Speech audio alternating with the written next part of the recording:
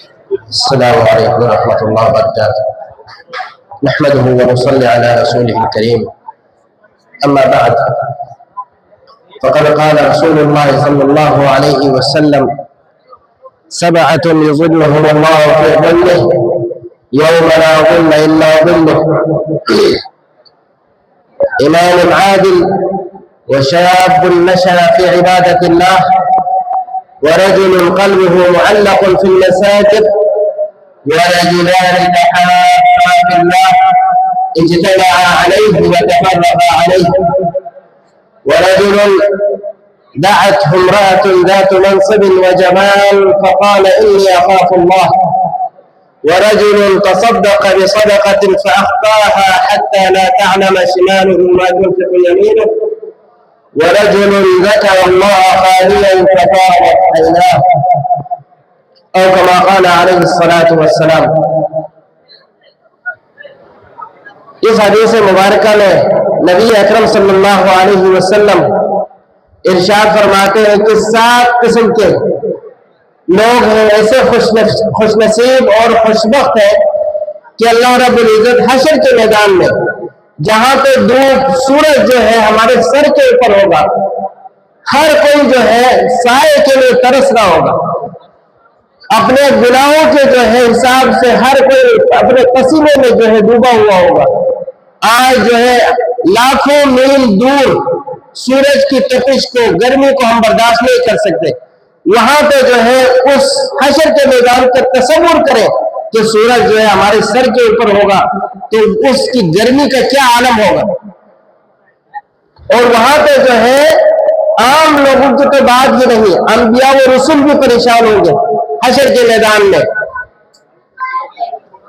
تو اس پریشانی کا عالم یہ ہوگا کہ سورج کی تپش گرمی کو جو ہے برداشت کرنے کے قابل نہ ہوں گے، برداشت سے باہر ہوگا۔ نبی اکرم صلی اللہ علیہ وسلم نے فرمایا کہ اس حشر کے میدان میں، میدان محشر میں اللہ رب العزت جو ہے 7 قسم کے لوگوں کو، خوش نصیب لوگوں کو سایہ نصیب فرمائے گا۔ ان میں سے سب سے پہلا نبی اکرم صلی اللہ علیہ وسلم نے ارشاد فرمایا کہ امام عادل، عادل حکمران، وہ حکمران جس نے اپنے رعایا کے اوپر جو ہے اپنے مملکت میں، اپنے جو ہے ملک کے اندر اس نے عدل انصاف کا بول بالا کیا ہوگا، اپنے رعایا پر جو ہے ظلم و زیادتی نہیں کرتا ہوگا، وہ جو ہے اپنے رعایا کے اندر جو ہے اپنے ملک کے اندر وہ عدل و انصاف کا بول بالا کرنے والا ہوگا۔ اس حکمران کے لیے خوشخبری ہے کہ اللہ رب العزت جو ہے قیامت کے دن حشر کے میدان میں اس کے لیے سائے کا بندوبست فرمائے گا۔ لوگ پریشان حال ہوں گے، اس خوش نصیب کے لیے، خوش وقت کے لیے سائے کا بندوبست فرمائے گا رب العزت۔ دوسرے نمبر پہ نبی اکرم صلی اللہ علیہ وسلم نے فرمایا کہ وشاب نشأ فی عبادت اللہ، وہ نوجوان جس نے اپنی نوجوانی کو، اپنی جو ہے نوجوانی کی طاقت کو اللہ رب العزت کی عبادت میں گزار دیا، رب العزت کی جو ہے عبادت میں اپنی جوانی کو جو ہے اس نے گزار دیا، اپنی جوانی کو صرف کر دیا۔ کیونکہ جوانی میں جو ہے آپ وہ کچھ کر سکتے ہیں جو آپ بڑھاپے میں نہیں کر سکتے۔ جوانی کی جو عمر ہے وہ گزر جانے کے بعد نہ آپ کو جو ہے عبادات میں آپ کو مزہ آتا ہے، نہ آپ کو جو ہے دوسرے جو کام ہے، جو اطاعت کے کام ہے، عبادت ہے، وہ اس میں جو ہے جو جوانی میں جو مزہ آتا ہے، جوانی میں جس طرح سے آپ عبادت کر سکتے ہیں اللہ رب العزت کی جو ہے اس طرح آپ بڑھاپے میں نہیں کر سکتے۔ مثال کے طور پر آپ نماز کو ہی لے لیں، جو کہ سب سے اہم جو ہے ارکان اسلام میں سے سب سے اہم رکن ہے، سب سے اہم پلر ہے۔ بڑے لوگ جو ہے آج کل مساجد میں ہم دیکھتے ہیں کرسیوں پہ بیٹھ کے نماز پڑھ رہے ہوتے ہیں، رب العزت کے لیے سجدہ کرنے کے لیے، ماتھا زمین پہ ٹیکنے کے لیے جو ہے ان کو تکلیف برداشت کرنی پڑتی، ماتھا نہیں ٹیک سکتے، اللہ رب العزت کے سامنے سجدہ ریز نہیں ہو سکتے۔ کیوں؟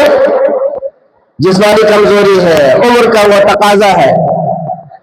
جوانی میں جو ہے آپ بہت کچھ کر سکتے ہیں، اور اسی طرح جو ہے گناہ کے کام جوانی میں جو کچھ آپ کر سکتے ہیں وہ بڑھاپے میں نہیں کر سکتے۔ اس لیے جو ہے جس نے اپنی جوانی کو اللہ رب العزت کی عبادت میں گزار دیا، نبی اکرم صلی اللہ علیہ وسلم کے فرامین کو جو ہے اس نے उस फरामीन का पास रखा, कुरान और सुन्नत पे जो है अपनी जिंदगी को सर्फ कर दिया, उसके लिए खुशखबरी सुनाई है। इस नौजवान के लिए जो है अल्लाह रब्बुल इज्जत क़यामत के दिन साए का बंदोबस्त करवाएगा। तीसरा शख्स नबी अकरम सल्लल्लाहु अलैहि वसल्लम ने फरमाया कि वरजुल क़ल्बुहु मुअल्लक़ुन फिल मसाजिद, उस शख्स के लिए खुशखबरी है, अल्लाह रब्बुल इज्जत हशर के मैदान में साए का बंदोबस्त करवाएगा जिसका दिल हमेशा जो है मस्जिद की तरफ लगा रहता है, मसाजिद से उसे मोहब्बत है। एक वक्त की नमाज पढ़ के निकलता है, दूसरे वक्त का इंतजार रहता है अल्लाह रब्बुल इज्जत की खुशबू हासिल करने के लिए। रब्बुल इज्जत की इबादत में उसका दिल लगता है। रब्बुल इज्जत की जो इबादत की जगह है मसाजिद है, उन मसाजिद से उसे प्यार है, मोहब्बत है। जिस तरह उसे रब्बुल इज्जत से मोहब्बत है, उसकी इबादत करते हुए उसे लुत्फ आता है, उसे मजा आता है, उसके लिए खुशखबरी सुनाई। और चौथे नंबर पर नबी अकरम सल्लल्लाहु अलैहि वसल्लम ने फरमाया कि वरजुलान तहब्बा फिल्लाह, वो दो अशखास, दो लोग जो आपस में एक दूसरे से मोहब्बत करते हैं, मोहब्बत करने वाले हैं। मोहब्बत करते हैं किस वजह से? दुनियावी मफाद के लिए नहीं होगा मोहब्बत। तहब्बा फिल्लाह, अल्लाह रब्बुल इज्जत की खुशनुदी के लिए, रब को राज़ी करने के लिए एक दूसरे से मोहब्बत करते हैं। इज्तमा अलैह, इसी मोहब्बत पर अल्लाह रब्बुल इज्जत की खुशनुदी हासिल करने के लिए, रजा हासिल करने के लिए एक दूसरे से मुलाकात करते हैं, मिलते हैं, मिल बैठते हैं, कुरान और सुन्नत की जो है बातें होती है, दीन की बातें होती है। और वो तफर्रका अलैह, फरमाए कि इसी पर जो है उनकी जुदाई हो जाती है, वो जुदा हो जाते हैं।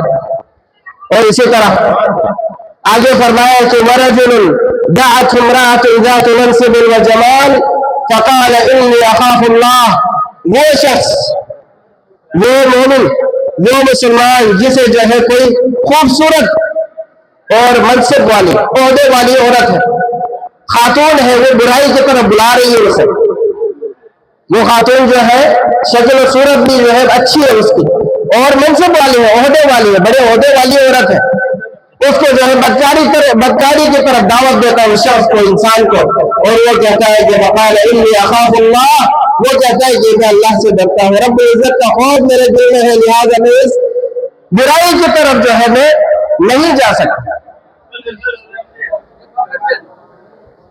और इसी तरह नबी अकरम सल्लल्लाहु अलैहि वसल्लम ने फरमाया कि वरजुल तसद्दक़ बिसदक़तिन, एक शख्स ऐसा है कि वो अल्लाह के रास्ते में खर्च करता है, अल्लाह के रास्ते में सदका देता है, खैरात करता है, ऐसे सदका देता है, ऐसे राजदारी के साथ देता है कि हत्ता ला तअलम शिमालुहु मा तुनफिक़ु यमीनुहु, उसके जो है बाएं हाथ को, अपने बाएं हाथ को पता लगने नहीं देता कि दाएं हाथ में क्या दिया है, अल्लाह के रास्ते में क्या खर्च किया है। इसे राजदारी के साथ वो सदका अदा करता है, खैरात करता है अल्लाह के रास्ते में, तो किसी को पता चलने नहीं देता।